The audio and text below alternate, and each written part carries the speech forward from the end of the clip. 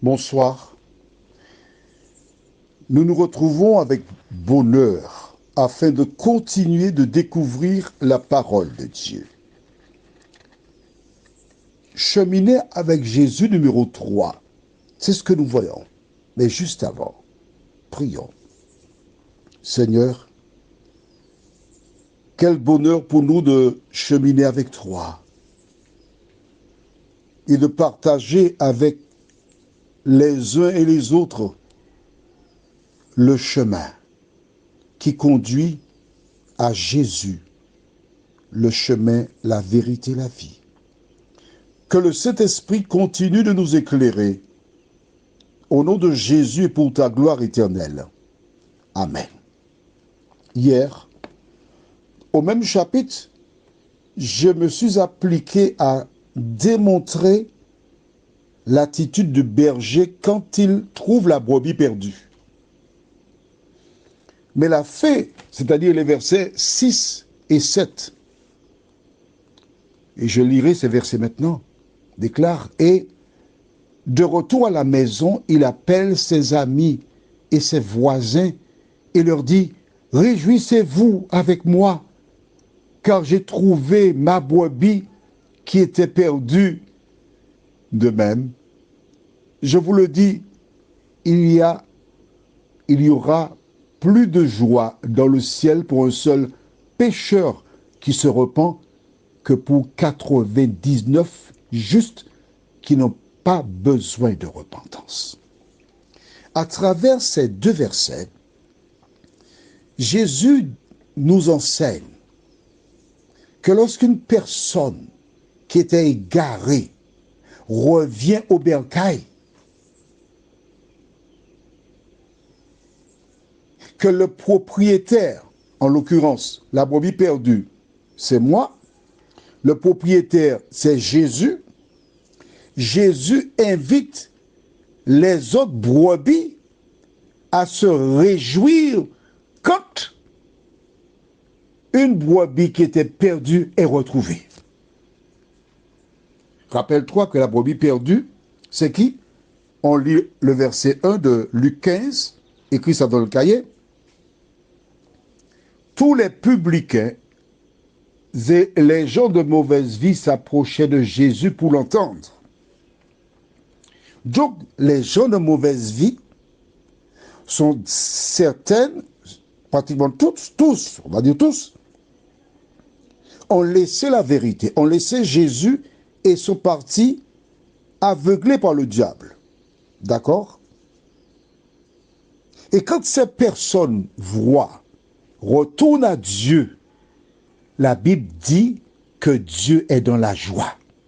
Toi qui m'écoutes, il y a des membres de ta communauté qui sont partis, qui ont commis des actes répréhensibles, qui ont été emprisonnés. Comment agis-tu à l'endroit de ces personnes? Avant de lire les versets de ce jour, je vais te conter ce qui est arrivé à un homme. Il avait un différend avec son voisin qui depuis des années lui cherchait querelle. Et malheureusement un jour, les choses se sont envenimées. Le voisin a récupéré un bout de bois et l'homme, voyant que ce dernier était déterminé à ramasser son coutelas, et dans la bataille, il lui sectionna une artère importante. L'homme mourut. Des voisins témoignèrent, mais il fut incarcéré. Son épouse, qui était une chrétienne, priait pour lui, mais il était dévasté. Il n'avait jamais accepté l'évangile. Ce n'était pas pour lui. Il fut condamné tout de même à 7 ans de prison, et tandis qu'il s'y trouvait, son épouse allait le voir régulièrement, lui apportait des journaux, l'encourageait. Elle ne l'a jamais abandonné. Elle venait 3 fois par semaine et un mercredi, elle n'est pas venue. Il a reçu l'information qu'il avait eu un problème cardiaque et 2 jours plus tard, son épouse rendit le souffle de vie. L'homme était terrassé. Elle fut inhumée en son absence. Il n'a pas revu. Mais dans la prison, les paroles de son épouse revenaient en boucle. Et il s'est dit, quand je sortirai de prison, j'irai à l'église de mon épouse donner mon cœur à Jésus.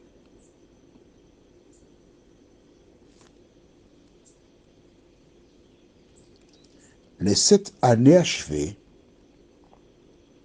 un jour il s'habille et il se rend à l'église.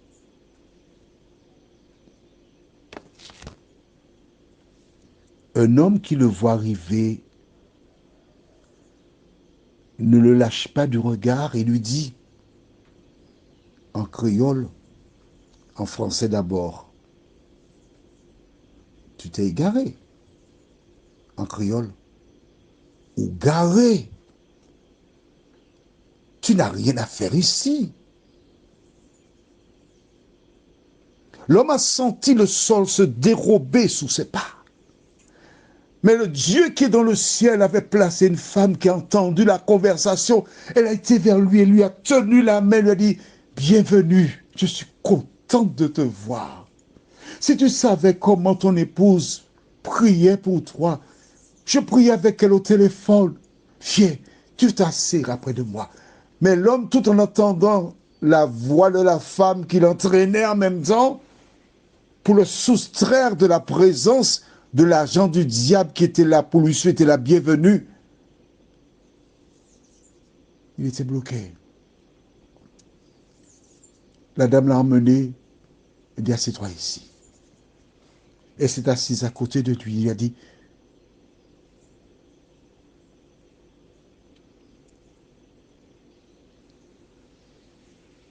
c'est ici que ton épouse s'asseyait.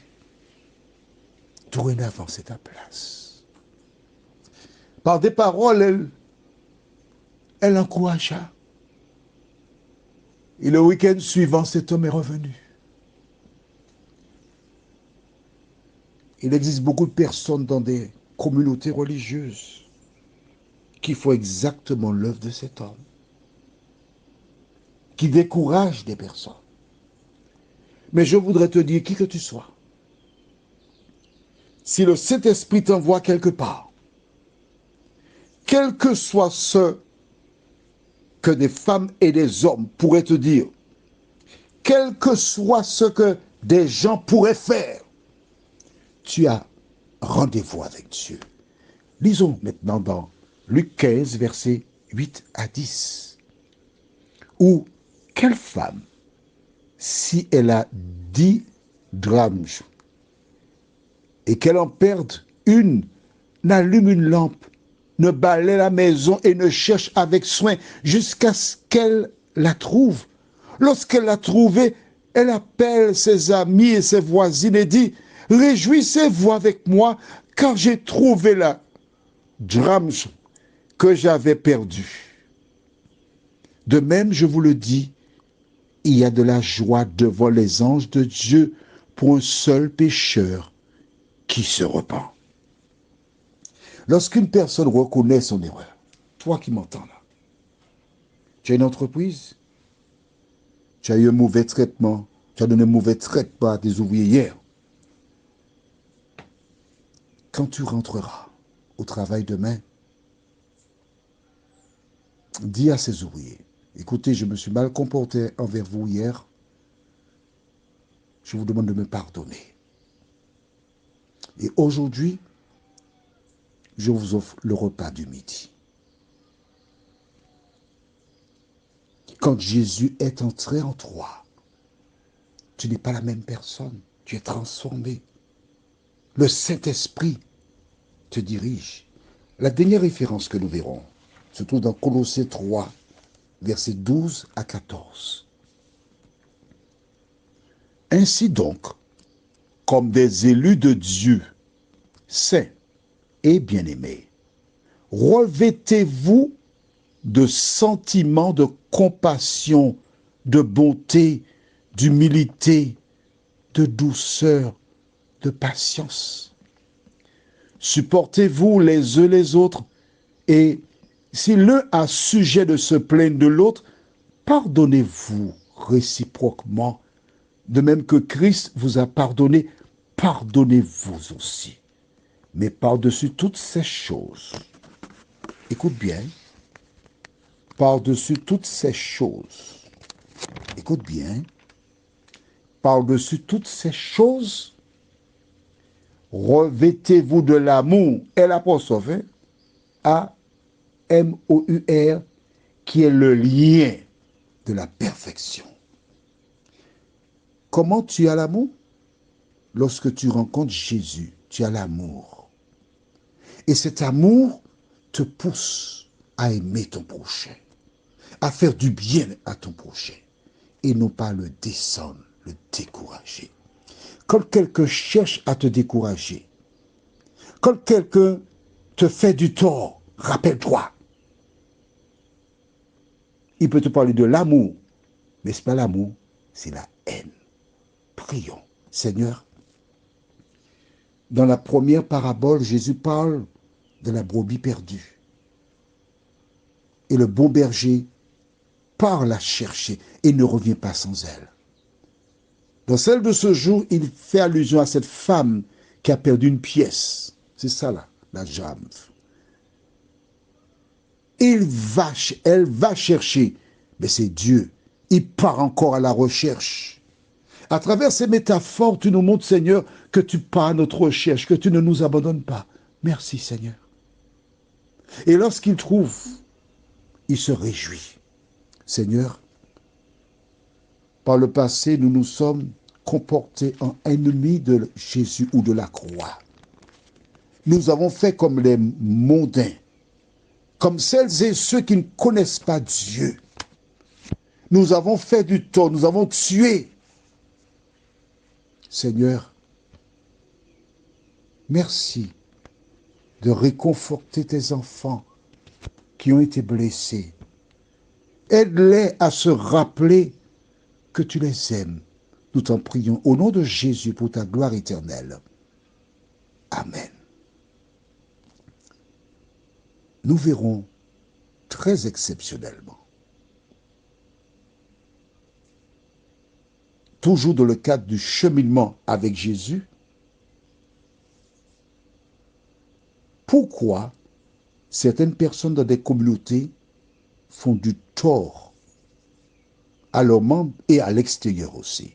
En attendant, que Dieu t'aide à te rappeler que Dieu part à ta recherche. Écris ça dans le cahier.